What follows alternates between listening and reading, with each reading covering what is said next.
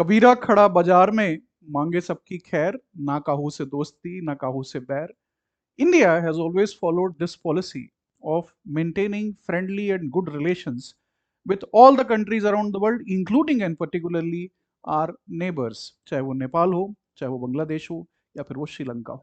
लेकिन Nepalese prime minister बलेन Shah, who's a very celebratory prime minister of Nepal, very young, उन्होंने अभी एक अपनी पार्लियामेंट में दिए हुए वक्तव्य के कारण भूचाल ला दिया है नेपाल की पॉलिटिक्स के अंदर और नेपाल भारत रिलेशनशिप के अंदर भी, जब उन्होंने कहा कि चाइना और यूनाइटेड किंगडम को इंडिया नेपाल जो सो कॉल्ड बाउंड्री डिस्प्यूट है उसमें हिस्सेदार होना चाहिए, पार्टी होना चाहिए. यूके को इसलिए होना चाहिए because they were the ruling power in India with whom the Nepalese government has signed the historical treaties, जिसके बाद इंडिया और नेपाल की जो बाउंड्रीज हैं वो डेलिनेट हुई.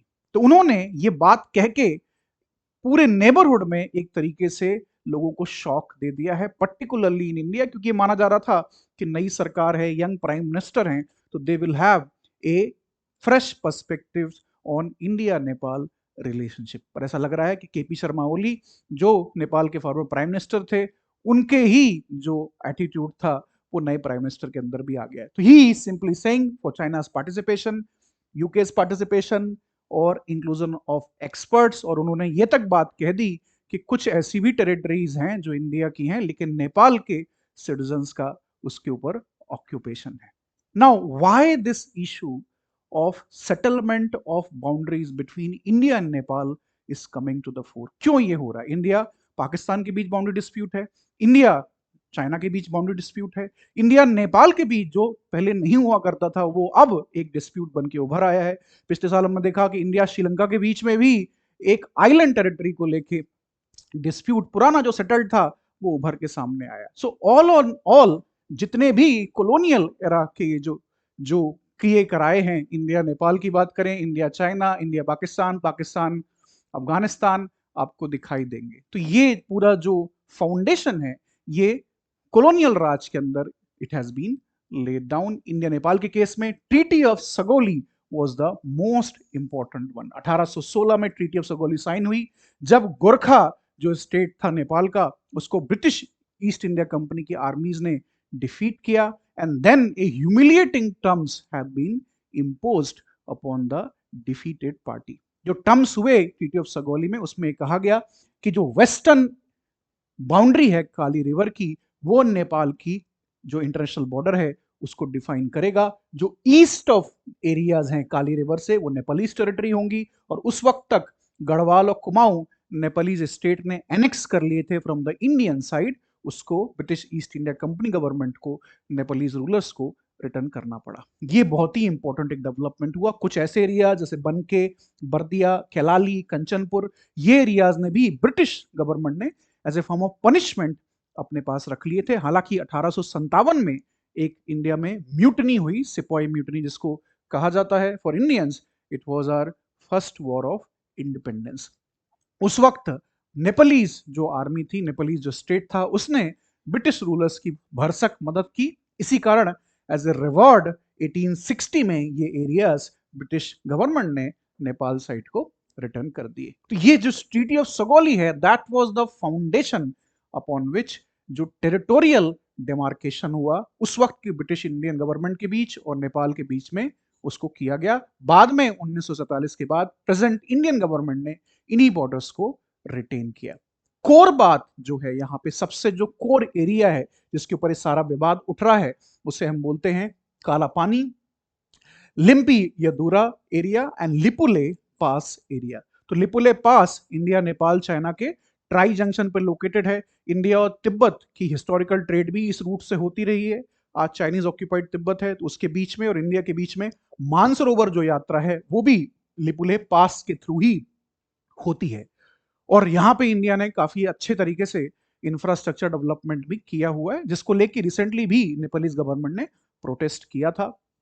और अब उनका ये जो मानना है 2020 के बाद से, जब उन्होंने कॉन्स्टिट्यूशनल अमेंडमेंट किया अपनी कॉन्स्टिट्यूशन के अंदर और नया मैप नेपाल का एक जारी किया, उस मैप के अंदर उन्होंने कोर बात जो कही, सारा जो डिस्प्यूट है वो उभर के आ रहा है कि काली रिवर का पॉइंट ऑफ ओरिजिन क्या है.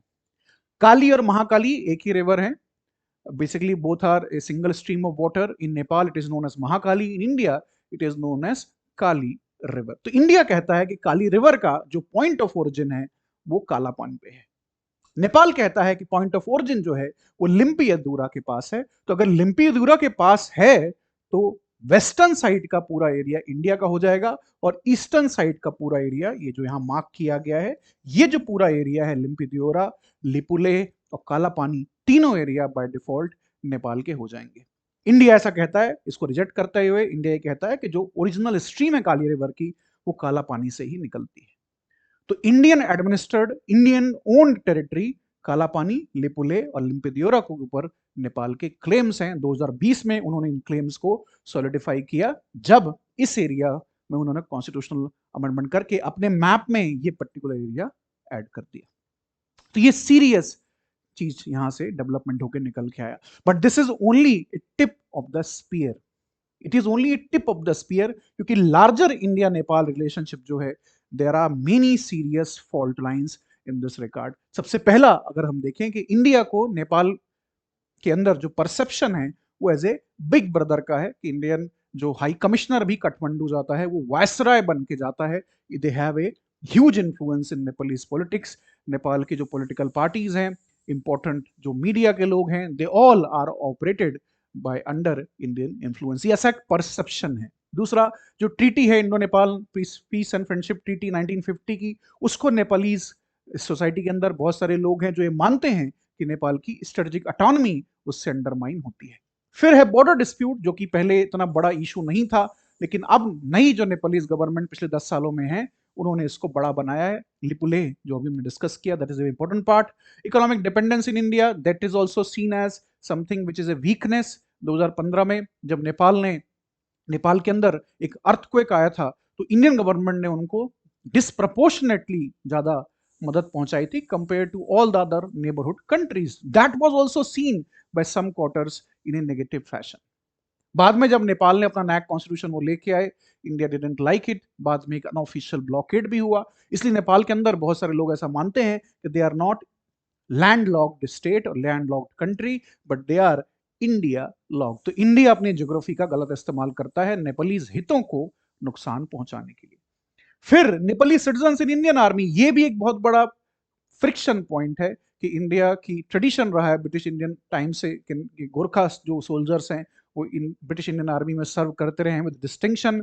सेम कंटिन्यूड आफ्टर 1947 आल्सो, जिसको लेके नेपाल के अंदर जो नेशनलिज्म है, जो राष्ट्रवाद है नेपाल के अंदर, ओबियसली उसे अच्छे तरीके से नहीं लेता और इसको वो नेगेटिव मानते हैं। जब से अग्निपथ स्कीम आई उसके बाद से थोड़ा मामला और भी कॉम्प्लिकेटेड हो गया, क्योंकि as per Nepalese politician India ने उन्हें कॉन्फिडेंस में नहीं लिया। अग्निपथ स्कीम में सिर्फ 4 साल के लिए ही सोल्जर्स को रिक्रूट किया जाता है। 75% सोल्जर्स 4 साल के बाद रिटायर हो जाते हैं। और फिर है रिवर शेयरिंग का मामला। तो गंडक एग्रीमेंट एग्जाम्पल के तौर पे यहाँ पे है। बहुत सारे रिवर्स नेपाल और इंडिया के बीच शेयर्ड है, शेयर्ड ट्रांसबाउंड्री रिवर्स हैं। गंडक एक ऐसी रिवर है जो कि बहुत सिग्निफिकेंट है। 1959 में 1959 में एक एग्रीमेंट भी हुआ था गंडक रिवर के ऊपर, और जिसके तहत 1968-69 में वेस्ट चंपारण डिस्ट्रिक्ट में ये गंडक रिवर बराज बनाया गया।